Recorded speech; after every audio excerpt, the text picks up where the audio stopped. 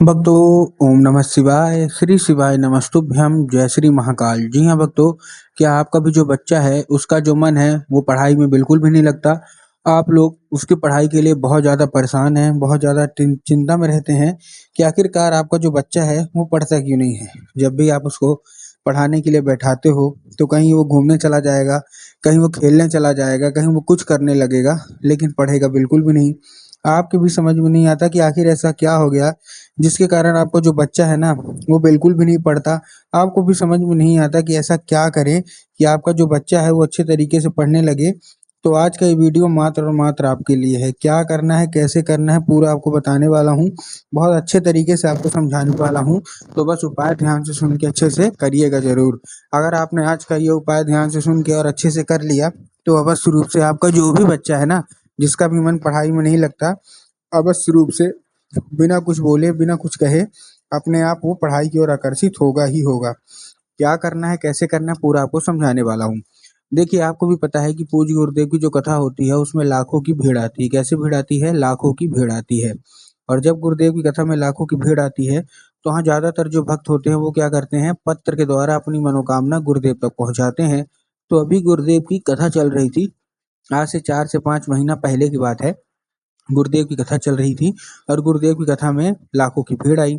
अब जब गुरुदेव की कथा में लाखों की भीड़ आई तो वहाँ ज़्यादातर जो भक्त थे ना, उन्होंने क्या किया, पत्र के द्वारा अपनी मनोकामना गुरुदेव तक पहुँचाई। अब जब गुरुदेव के पास पत्र पहुँचा और गुरुदेव ने पत्र पढ़ा तो वहाँ गुरुदेव ने देखा कि ज़्यादातर जो भक्त हैं उनकी क्या है, केवल और केवल एक ही मनोकामना है कि गुरुदेव, हमारा जो बच्चा है ना उसका जो मन है वो पढ़ाई में बिल्कुल भी नहीं लगता। हम लोग बहुत ज़्यादा परेशान हैं कि आखिरकार हमारा जो बच्चा है पढ़ता क्यों नहीं है। हमने उसके पीछे क्या कुछ नहीं किया, बहुत अच्छी उसको स्कूल में डाल के रखा है, बहुत अच्छा कोचिंग ट्यूशन दे रहे हैं, हर एक तरह की सुख सुविधा दे रहे हैं, लेकिन फिर भी हमारा जो बच्चा है उसका जो मन है वो पढ़ाई में बिल्कुल भी नहीं लगता। कृपया करके कोई उपाय बता दें ताकि हमारे बच्चे का जो मन है वो पढ़ाई की ओर आकर्षित होने लगे। जब गुरुदेव ने देखा तब गुरुदेव ने 2 से 3 उपाय बताए और कहा, केवल और केवल ये उपाय कर लेना, तुम्हारा जो भी बच्चा है जिसका भी मन पढ़ाई लिखाई में नहीं लगता, केवल और केवल ये उपाय कर लेना, तुम्हारे बच्चे का मन अवश्य रूप से पढ़ाई की ओर लगेगा ही लगेगा। जब गुरुदेव ने ये बताया तब लोगों ने जा जाके इस उपाय को घर में करना शुरू कर दिया। अब जैसे ही लोगों ने जा जाके इस उपाय को घर में करना शुरू कर दिया, वही लोग जिन्होंने उपाय किया था वही लोग गुरुदेव की कथा में मात्र 1 से डेढ़ महीने के बाद वापस आए। अब जब वही लोग गुरुदेव की कथा में वापस आए तो उन्होंने क्या किया, एक बार फिर से गुरुदेव को पत्र लिखा। लेकिन इस बार का जो पत्र था, आप जान के हैरान हो जाओगे कि ये वाला जो पत्र था वो धन्यवाद के रूप में पत्र था कि गुरुदेव धन्य हो आपका, आपके द्वारा बताया गया उपाय हमने कर लिया है। हमारी सारी की सारी जो इच्छा थी, सारी की सारी जो मनोकामना थी वो पूरी हो गई है। हमारा जो बच्चा था जिसका मन पढ़ाई में बिल्कुल भी नहीं लगता था, उसका जो मन है वो पढ़ाई की ओर आकर्षित होने लगा है और पढ़ाई वो करने लगा है। आपका कोटि कोटि धन्यवाद। तो देखिए, जो लोग भी मेरी अभी आवाज़ सुन रहे हैं ना, अगर आपको भी जानना है कि आखिर ऐसा कौन-सा उपाय है, जिसको करने मात्र से जो बच्चे होते हैं, जिनका मन पढ़ाई में बिल्कुल भी नहीं लगता रहता, वो अपने आप बिना कुछ बोले, बिना कुछ कहे पढ़ने लगते हैं। तो चलिए हम बताते हैं आपको आज की इस वीडियो के माध्यम से कि आपको करना क्या है। तो बस उपाय ध्यान से सुन के अच्छे से करिएगा ज़रूर। लेकिन उसके पहले चैनल पे अगर पहली बार आए हैं और आवाज़ मेरी पहली बार सुन रहे हैं तो वीडियो कर दें लाइक और चैनल को भी कर लें सब्सक्राइब, ताकि पूजनीय पंडित प्रदीप जी मिश्रा के रोज नए-नए उपाय जो कि मैं उनकी कथा से सुनता हूँ, श्रवण करता हूँ, सबसे पहले मैं आपको प्राप्त करा सकूँ। ठीक? तो देखिए, जो हमारा पहला उपाय है वो 3 काली तिल और 1 धतूरे का उपाय है। हाँ, देखिए, काली तिल और काली मिर्च में ना बहुत सारे लोग कन्फ्यूज़ होते हैं, काली तिल लेना है कि काली मिर्च? तब गुरुदेव ने साफ-साफ बताया कि आपको क्या लेना है, आपको लेना है काली तिल। अब आपको 3 काली तिल लेना है और 1 धतूरा और अपने बच्चे के हाथ में दे के उसको भेज देना है कहाँ? सीधा-सीधा शिव मंदिर। अब जैसे ही आपका बच्चा शिव मंदिर पहुँचेगा, शिव मंदिर पहुँचने के बाद आपको करना क्या है, उसको बोलना है कि दक्षिण दिशा में खड़ा हो जाए और उत्तर की ओर अपना चेहरा कर ले।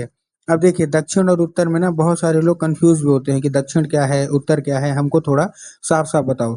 तब गुरुदेव ने साफ-साफ बताया है कि आप जिस भी शिव मंदिर जा रहे हैं, उस शिव मंदिर का जिधर साइड जलाधारी हो, आपको अपना चेहरा उधर साइड करके खड़े हो जाना है। ठीक? खड़े हो गए। खड़े होने के बाद आपको एक नाम लेके, कौन-सा? महादेव का बहुत ही सुंदर सा नाम है, श्रम्भेश्वर महादेव।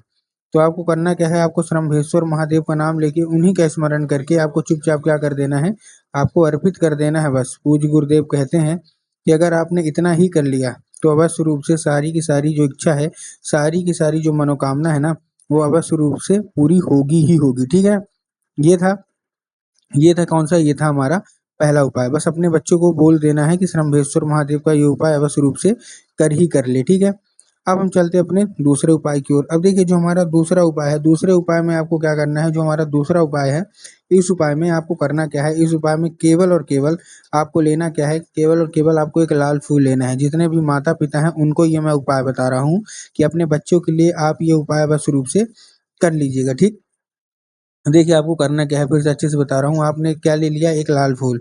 अब लाल फूल आप कोई सा भी ले सकते हो, गुलाब का ले लीजिए, गुड़हल का ले लीजिए, जो भी आपको पसंद आए आप लाल फूल ले लीजिए। बस लाल फूल जब आप लेंगे तब आपको ध्यान रखना है कि कहीं से भी कटा फटा नहीं होना चाहिए, कहीं से भी खंडित बिल्कुल भी नहीं होना चाहिए। ठीक है ना, तो आपने ले लिया लाल फूल।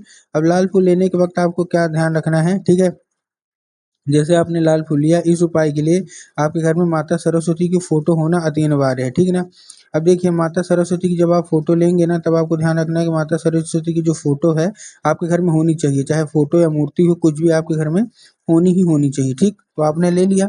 अब लेने के बाद आपको करना क्या है, जैसे आपने ले लिया, लेने के बाद आपको क्या करना है, शाम के वक्त जब आपके घर में पूजा पाठ होती है ना, तो शाम के वक्त आपको उनको अर्पित करना है, माता सरस्वती को लाल फूल, और माता से उसको औषधि के रूप में मांग लेना है कि माता कृपया करके हमको इसको औषधि के रूप में प्रदान करिए, हमारा जो बच्चा है उसका मन पढ़ाई में बिल्कुल भी नहीं लगता। अब क्या होगा, अब वो औषधि का रूप ले लेगा।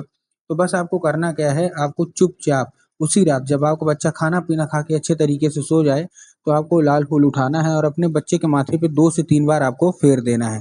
पूज्य गुरुदेव कहते हैं कि ऐसा अगर आपने किया तो उस फूल के ज़रिए स्वयं माता सरस्वती है ना, वो उसके दिमाग में प्रवेश कर जाएँगी और उसका जितना भी दिमाग इधर-उधर के कामों में लगता है, वहाँ से ना लग के केवल और केवल जो मन है ना, वो पढ़ाई की ओर लगेगा ही लगेगा। ये था हमारा कौन-सा, ये था हमारा दूसरा उपाय। अब हम चलते हैं अपने तीसरे और आखिरी उपाय की ओर।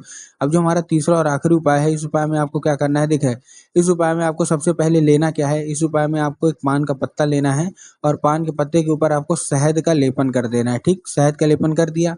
अब पान के पत्ते के ऊपर शहद का लेपन कहाँ करेंगे, जिधर चिकना साइड होगा, ठीक ना, उधर ही आपको शहद का लेपन कर देना है।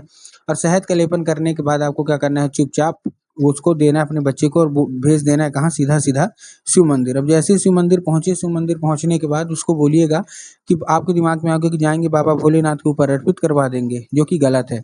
आपको माता सुख सुंदरी के ऊपर अर्पित करवाना है। अब देखिए कुछ को पता है कि माता सुख सुंदरी की जगह कहाँ होती है, लेकिन कुछ को ऐसे भी हैं जिनको नहीं पता होती, तब गुरुदेव ने बताया कि जो जलाधारी है, जलाधारी के बिल्कुल बीचों-बीच, कहाँ? जलाधारी के बिल्कुल बीचों-बीच उनकी जगह होती है, तो बस आपको चुपचाप वहीं अर्पित करवा देना है बस। पूज्य गुरुदेव कहते हैं ज़्यादा से ज़्यादा 1 महीना या ज़्यादा से ज़्यादा 1.5 महीना, इतने के बीच सारी की सारी इच्छा मनोकामना अवश्य रूप से पूरी होगी ही होगी।